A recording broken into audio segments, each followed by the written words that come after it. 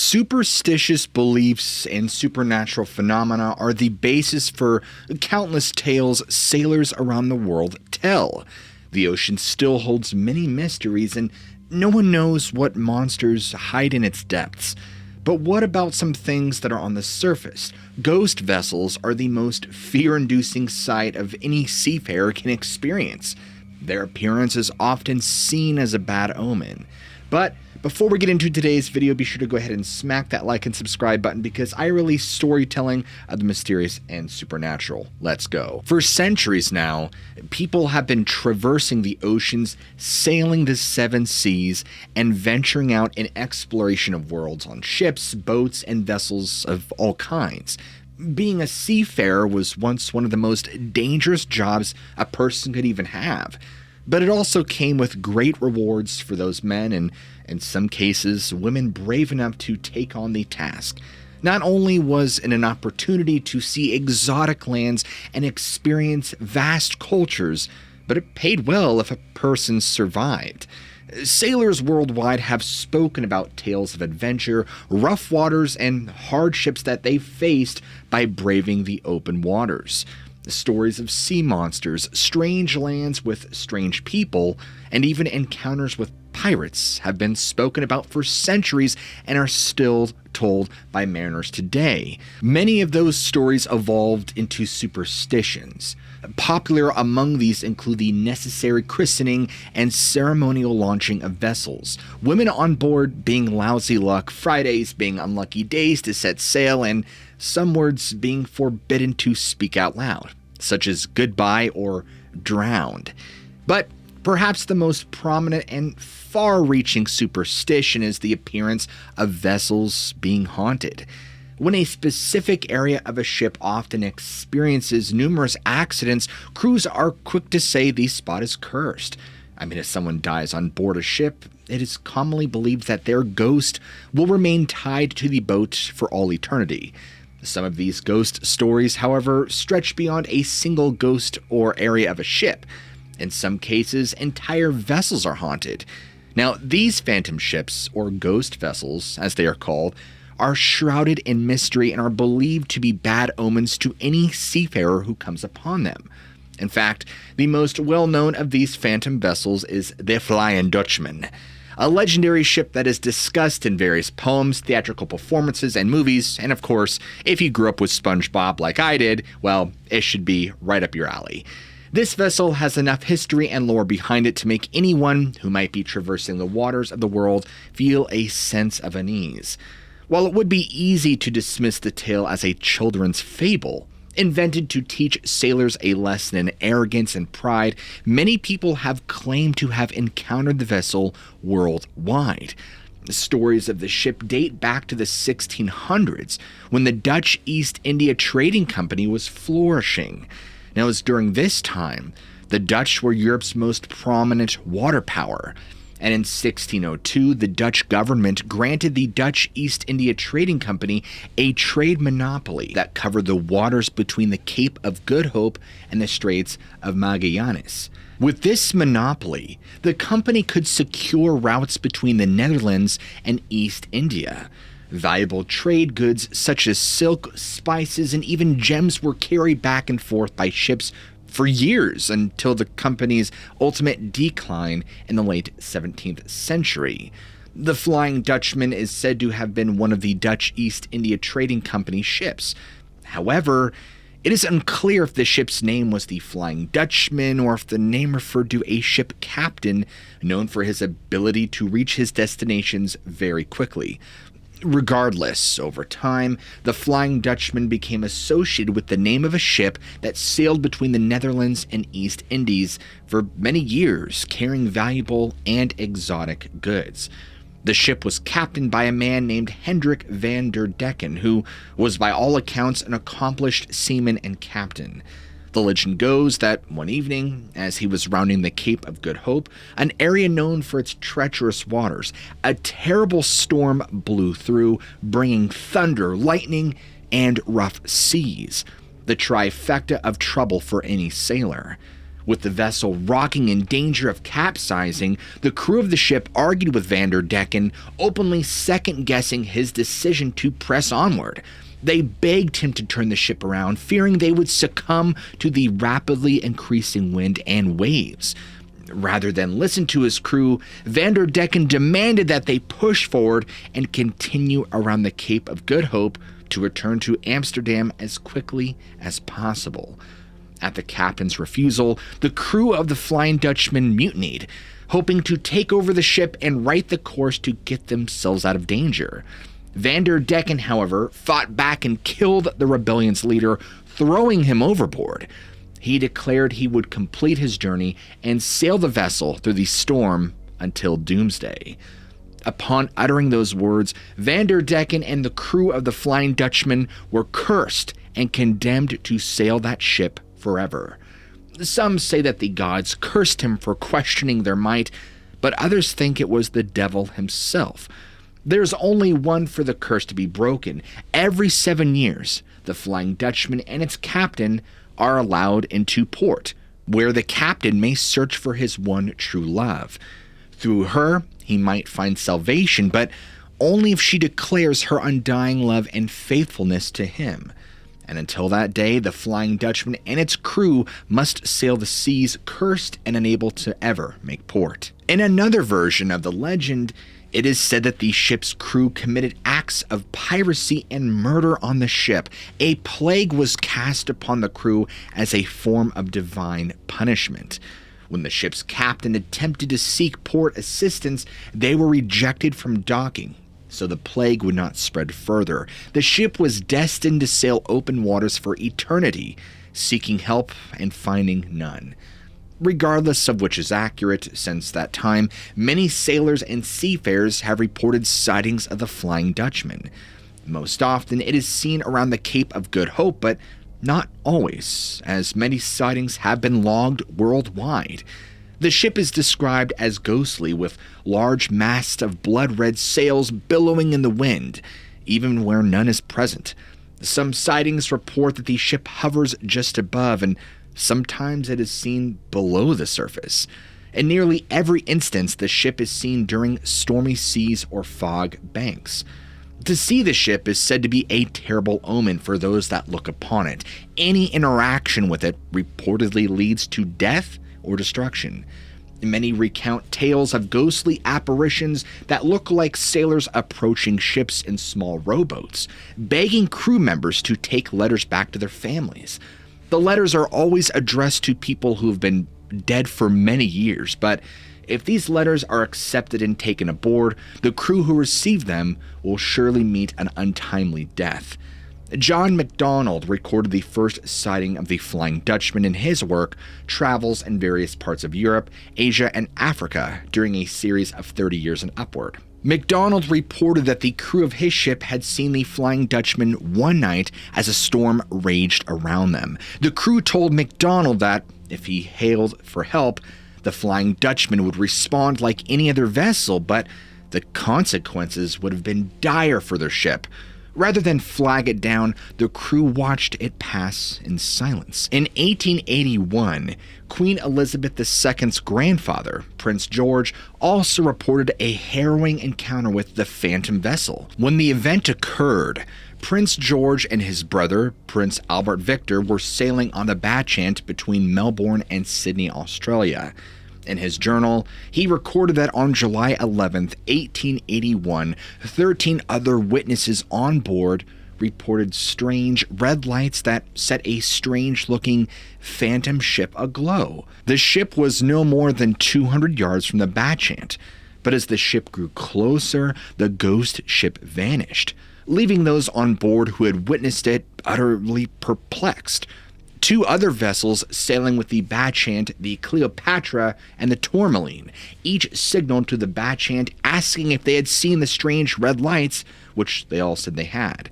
Now later that morning, Prince George reported that the seaman who had first sounded the alarm at the sight of the Flying Dutchman fell to his death from the topmast and was smashed to atoms.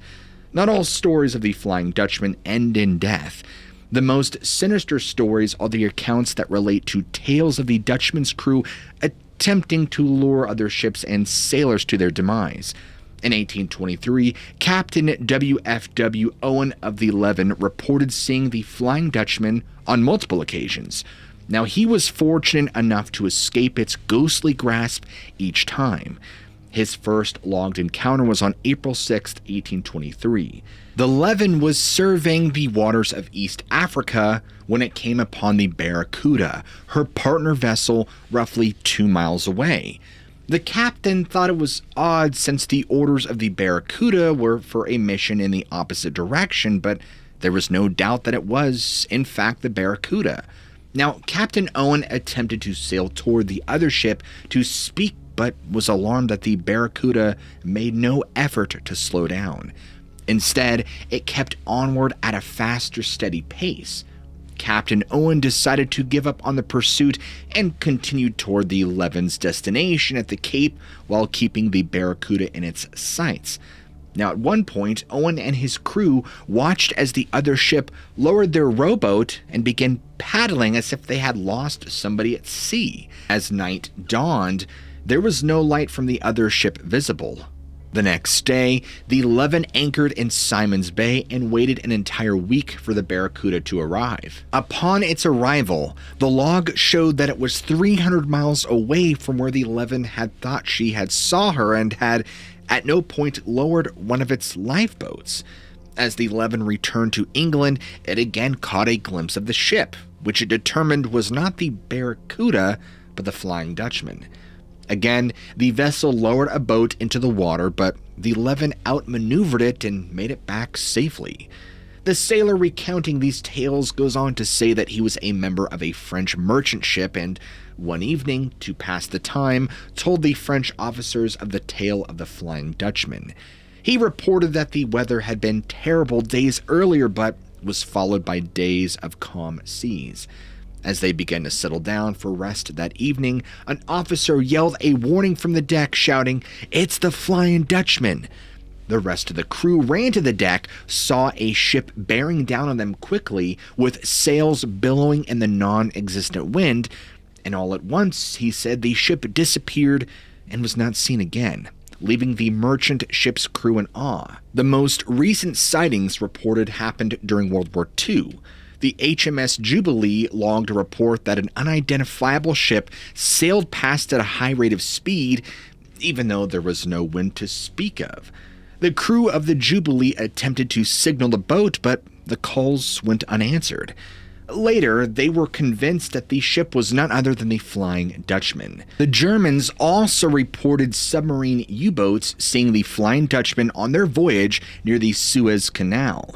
They said to their commander, Nazi Admiral Karl Donitz, that they would rather face the enemy in battle than encounter the ghost ship for a second time. And finally, an Australian vessel during World War II sent one final message to its base before it disappeared with its crew. The message had only 2 words: Flying Dutchman. Neither the vessel nor the crew was ever recovered, and to this day, nobody's sure what happened to it. While the Flying Dutchman may be the most famous ghost ship known throughout the world, there are others out there haunting the seas. Some reports of ships floating in the ocean with evidence of activity, but no crew on board. Others find ships with crews that are dead for no apparent reason. Some reports even relate similar encounters to those of the Flying Dutchman, such as vessels appearing and disappearing before people's eyes. The HMS Eurydice, for example, continues to have reported sightings, even though it has been 144 years since it sank. The Eurydice was built in the 1840s in Portsmouth, England. The 26-gun corvette was a member of the Royal Navy, but was ultimately converted to a training ship in 1877. Captained by a man named Marcus Hare, the ship was on its way back to England from Bermuda when it became tangled in a freak snowstorm outside the Isle of Wight in Sandown Bay. Now, witnesses say the ship came into sight with its gun ports fully open, which was strange given there was no threats in the area. Now, unfortunately, as the storm raged, the boat was pushed onto its side by the powerful winds of the snowstorm and began to sink as it took on water through the open ports. Of the 300 crew members, only 2 survived. Winston Churchill, only 3 at the time, reportedly watched the boat and crew sink into the bay's depths in 1878. There have been numerous sightings of the HMS Eurydice since then, however. From time to time, witnesses report seeing a Royal Navy corvette sailing along the Isle of Wight as if seeking port. In most instances, the ship reportedly disappears into the midst of the channel upon approach. In the 1930s, a Royal Navy submarine under Commander F. Lipscomb saw the HMS Eurydice appear in front of his vessel. The sudden appearance caused panic for him and his crew as they struggled to evade the oncoming ship. At the last moment, the commander stated, the boat disappeared before the eyes of a bewildered crew. October 17, 1998, Queen Elizabeth II's youngest son, Prince Edward, saw the ship. He was filming for a show when the phantom vessel came into sight. The entire crew witnessed the event and even claimed to have gotten it on film, although that has never been released. Right? A ship in the Great Lakes has a story similar to the Flying Dutchman, even earning it the nickname of the Flying Dutchman of the Great Lakes. On November 20th, 1902, the SS Bannockburn set out with a small crew carrying 85,000 bushels of wheat. According to logbooks and reports, the SS Bannockburn successfully delivered the goods and set a return course home. That evening, though, a storm raged and blew down from the northwest and produced waves over 15 feet in height, high enough to crash over the decks of any ship unfortunate enough to be caught in this raging storm. The SS Algonquin reported seeing the SS Bannockburn pushing through the waves headed toward a fog bank. That was the last sighting of the SS Bannockburn or its crew, and to this day, that ship remains unaccounted for. Now, 5 days later, the John D. Rockefeller, a steamer, reported stumbling upon a field of floating debris as it passed near Standard Rock Lighthouse, an area commonly known for shipwrecks. At the time, the crew did not think much of what they were seeing as nobody had reported the SS Bannockburn missing. Now, many wonder if what the crew came upon was the remains of the Bannockburn. The only problem with this theory is that the location would have put the ship nearly 80 miles from its last sighting. Many have reported seeing the ghostly figure of the SS Bannockburn sailing the waters of Lake Superior. The most credible story was given by the crew of Walter A. Hitchinson, a freighter vessel. The ship was caught in a terrible storm in November of 47, and the electronic and navigation system was broken. Fighting the raging storm, the Hitchinson was alarmed at the sudden appearance of the SS Bannockburn, which appeared to be charging directly at them. Startled, the captain turned hard to the port side to avoid a collision. The crew watched as the Bannockburn pushed forward, crashed into the rocks hidden below the water's surface, and was torn to pieces. The crew of the Hitchinson stated that, had the Bannockburn not charged them and caused their captain to turn, it would have been them that crashed into those rocks. They were saved by the ghost ship. One of the saddest stories of a ghost vessel is that one of the SS Valencia, whose story is recognized as one of the worst disasters along the West Coast Trail. The SS Valencia was a small passenger steamer originally used for hauling travelers, cargo, and troops. And by 1906, the ship was converted for use as a second-class passenger steamer. And on January 22, 1906, the SS Valencia was en route from San Francisco to Victoria, British Columbia, when the weather became stormy. Pretty common if you live in the Pacific Northwest, and navigation just became impossible.